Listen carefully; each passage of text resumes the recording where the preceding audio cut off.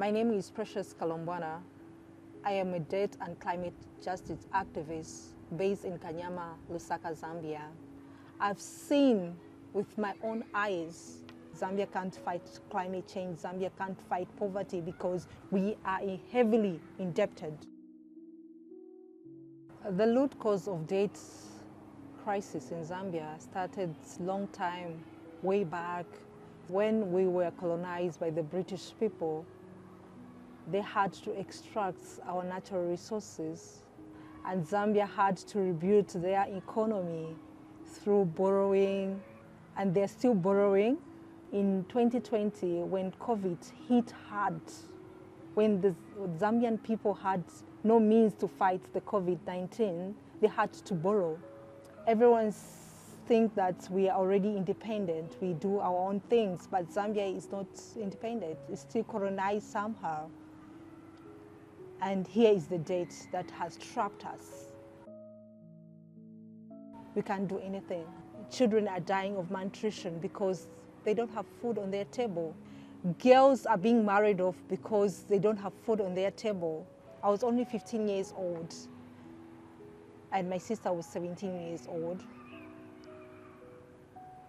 She was married off because we didn't have food on the table, because they had to take the dowry to take me to school.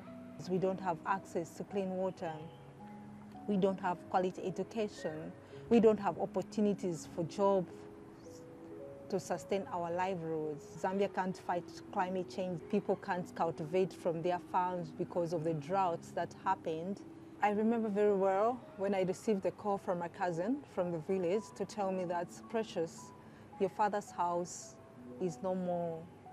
My cousin had to tell me, Precious, we had a big storm. The floods had swept away your father's house.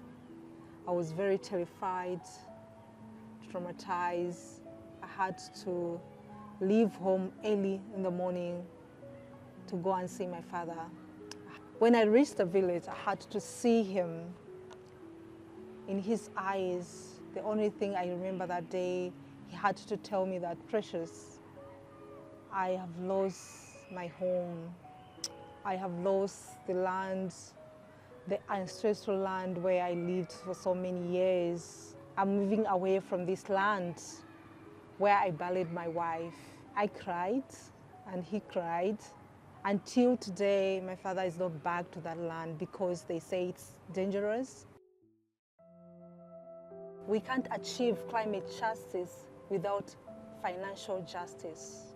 We planned to march for debt cancellation to World Bank. We were 100 of us from the affected communities in Kanyama. We chose 4 people to go and deliver a letter, and I was among those 4 people. And we had to go outside, and we saw a Land Cruiser full of police officers, and they were all male police officers. We were so quiet, very traumatized. After detaining us for 5 hours, one of the police officers said, we know you from planting trees. Why are you targeting these big financial institutions? It's a political issue. Don't focus on these things. Continue planting trees.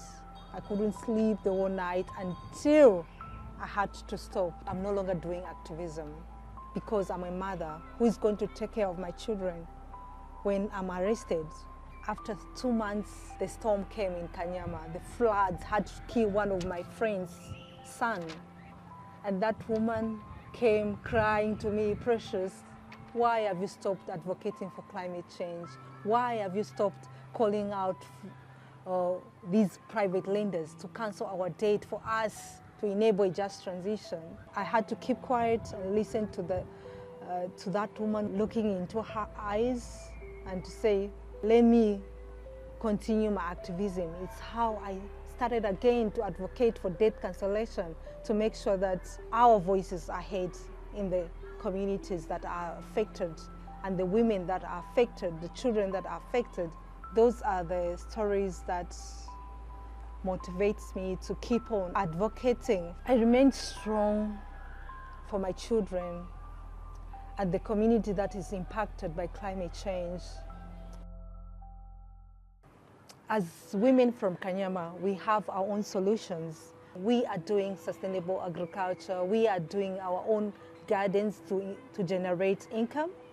And we also solving the water scarcity in our communities. My hope is if the date is cancelled, my children will be able to go to quality education.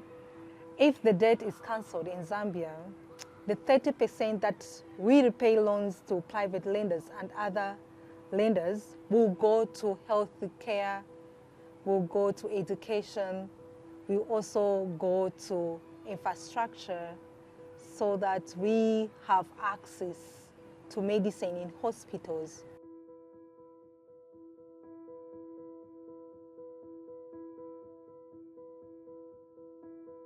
You don't need to study economics for you to understand that debt and climate, they are interlinked. You don't need to be a scientist for you to be a climate justice activist. I believe that God created us for a purpose, to protect this earth, to protect our environment, to protect everything that was created in His image. The people in the UK should be in solidarity with us because God commands to do so. And the people in the UK should take accountable on things that are happening in countries that were colonized by the British people.